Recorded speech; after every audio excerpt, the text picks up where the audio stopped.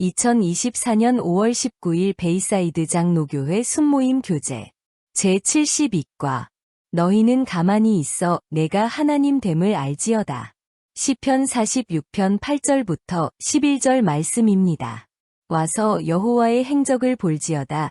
그가 땅을 황무지로 만드셨도다. 그가 땅 끝까지 전쟁을 시게 하심이여 활을 꺾고 창을 끊으며 수레를 불사르시는도다. 이르시기를 너희는 가만히 있어 내가 하나님 됨을 알지어다. 내가 뭇나라 중에서 높임을 받으리라 내가 세계 중에서 높임을 받으리라 하시도다. 만군의 여호와께서 우리와 함께 하시니 야곱의 하나님은 우리의 피난처시로다. 셀라. 1번. 오늘 본문 1절은 와서 여호와의 행적을 보라고 말씀하고 있습니다. 그것은 무슨 행적을 보라고 한 것일까요? 그리고 그것이 주는 교훈은 무엇이라고 생각하십니까? 오늘 본문은 하나님이 여호와의 사자를 보내서 아수르군 18만 5천 명을 물리치신 후에 하나님을 찬양하는 내용입니다. 먼저 시편 기자는 와서 하나님의 하신 일을 보라고 말하고 있습니다. 하나님이 땅을 황무지로 만드셨다고 말하고 있습니다. 그것은 하룻밤에 그렇게 기세가 등등하던 아수르군을 물리쳐서 모두 시체 더미가 되게 하신 것을 의미하고 있습니다. 그리고 그렇게 하심으로 활을 꺾고 창을 끊으며 수레를 불살라 전쟁을 시게 하셨다고 고백하고 있습니다. 이런 것을 보면 하나님은 모든 다툼을 그치게 하시고 모든 어려움을 그치게 하시는 전능하신 분이심을 우리에게 알려주고 있습니다. 그런데 오늘 본문을 보면서 우리가 사는 이 세상은 모든 것이 전쟁이 아닌가 하고 생각하게 됩니다. 특별히 총칼을 가지고 싸우는 환경은 아니지만 모든 것이 너무나 경쟁의 시대에 살고 있다고 생각하게 되기 때문입니다. 아이들이 학교에서 공부하는 것도 경쟁이고, 대학에 들어가는 것도 경쟁이고, 직장에 취직하는 것도 경쟁이고, 사업도 경쟁하며 전쟁 같이 하고 있다고 생각하게 됩니다. 그런데 목회도 어떻게 보면 전쟁 같습니다. 어떻게 보면 교회도 서로 선의의 경쟁을 하고 있기 때문입니다. 그리고 교회는 특별히 세상과의 전쟁을 심하게 하는 곳이기도 합니다. 세상은 성도를 유혹하여 세상으로 끌어내려고 하고 교회는 성도를 하나님 앞에서 강하게 믿음으로 설 수 있도록 하기 위하여 안간힘을 쓰고 있기 때문입니다. 그런데 세상이 그렇게 만만치 않습니다. 얼마나 강한 힘으로 성도를 잡아당기는지 이기기 쉽지 않습니다. 아이들은 학교에서 그리스도인으로서 견딜 수 없는 일을 당하고 장년들은 직장에서 그리고 사업터에서 끊임없는 공격을 받습니다. 그런 상태로 교회에 오면 영적인 것에 집중하기가 쉽지 않습니다. 그래서 신앙은 나태해지고 힘이 없어집니다. 이럴 때의 성도는 어떻게 살아야 하는 것일까요? 오늘 본문은 다음과 같이 말씀하고 있습니다. 너희는 가만히 있어 내가 하나님 됨을 알지어다. 이 말씀은 우리가 감당할 수 없는 일을 당할 때 우리가 할 일을 가르쳐 주고 있습니다. 그것은 너희는 가만히 있으라는 것입니다. 그러면 가만히만 있으면 되는 것입니까? 아니지요. 그 말의 뜻은 하나님께 맡기고 요동하지 말라는 것입니다. 그러면 하나님이 역사하시고 온 세상의 높임을 받게 될 것이라는 것입니다. 우리는 오늘 본문이 이 말씀을 어디선가 본 듯합니다. 그것은 이스라엘이 홍해 앞에 섰을 때입니다.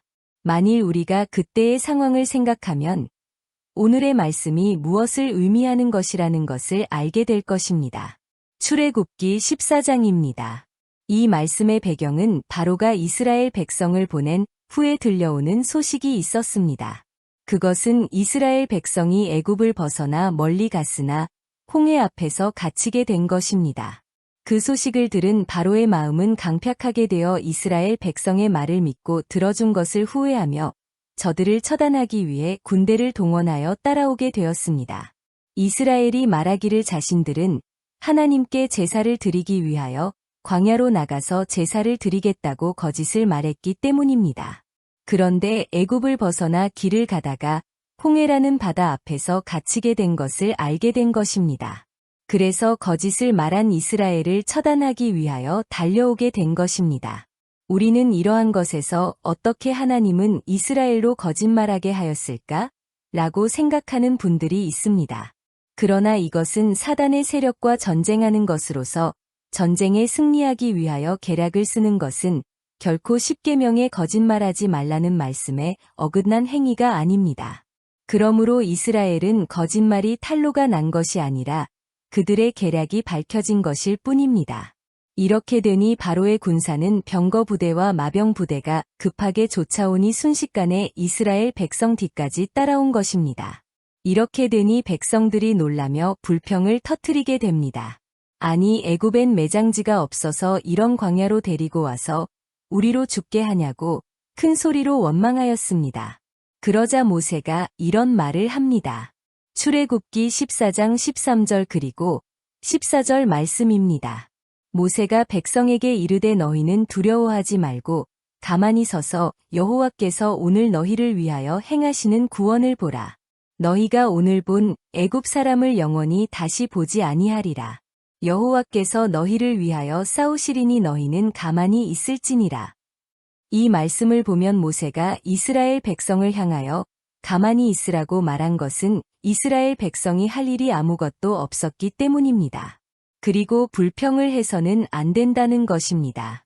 그저 가만히 서서 하나님이 일을 하시기를 기다리라는 것입니다. 이 말씀에서 우리가 기억하게 되는 것은 우리가 감당할 수 없는 급한 일에 당면하였을 때 불평이나 원망할 때가 아니라는 것입니다. 그때는 가만히 있으면서 하나님께서 일하실 것을 기대하며 기도하고 있어야 하는 것입니다. 성도로서 그동안 경험한 것은 제가 감당할 수 없는 시험을 만날 때 언제나 하나님은 길을 내셨다는 것입니다. 그런데 그냥 길을 내신 것은 아닙니다. 제가 하나님의 하시는 일을 기대하며 기도할 때 이루신 것입니다. 성도님들, 살다 보면 우리의 힘으로 해결되지 않는 일들이 있습니다. 교회도 그럴 때가 있습니다. 평안할 때는 참 평안한데 한번 교회에 이상한 소문이 돌고 어려워지면 감당하기가 어렵게 됩니다. 그때 할 일은 무엇입니까? 모든 노력을 쉬고 말하는 것도 중단하고 두 손 들고 하나님 앞으로 나아가 하나님이 하시는 일을 기대하는 것입니다. 그리고 급한 일을 만나 말하기를 중단해야 하는 것은 급할 때 우리의 말은 언제나 부정적인 말을 하게 되기 때문입니다. 죽겠다. 여기서 망하는가 보다. 이제는 끝인가 보다. 하나님이 나를 버리셨나 보다. 등의 말을 하게 됩니다. 성경을 보면 이스라엘 백성은 언제나 어려운 일을 당하면 그렇게 말했습니다. 아수르가 쳐들어왔을 때도 홍해 앞에 섰을 때도 그랬습니다. 그래서 히스기야도 모세도 백성들에게 한마디도 하지 말고 가만히 있어 하나님의 하시는 일을 보라고 하였습니다. 그러므로 우리는 급한 일을 당할 때 말하지 말고 하나님 앞에 나가서 하나님이 하시는 일을 기대하며 기도해야 합니다. 그러면 하나님이 이런 환경이 되도록 그냥 놔두시는 이유가 무엇입니까? 오늘 본문도 그렇고 출애굽기도 똑같은 말씀을 하고 있습니다. 그것은 하나님이 하나님이심을 온 세상에 알리시기 위함이라는 것입니다. 그리고 그 목적은 하나님의 이름이 세계 중에서 높임을 받기 위함이라고 하셨습니다. 그 뜻은 사람들이 하나님을 인정하고 하나님을 믿고 살기를 원하신 것입니다. 그래서 영생의 축복을 받고 살고 이 땅에서 하나님을 두려워하며 말씀대로 축복된 삶을 살기를 원하셨습니다. 그러므로 이 시간 우리의 처지가 아주 어렵고 인간의 힘으로 할 수 없는 상황이 되었다면 우리는 불평과 원망의 말을 그치고 하나님 앞에 엎드려 하나님이 하시는 일을 기대하며 기도해야 하겠습니다. 홍해를 여시고 아수르군 18만 5천 명을 하룻밤에 쓰러뜨리신 하나님이 우리의 문제도 그렇게 해결하실 것을 믿습니다.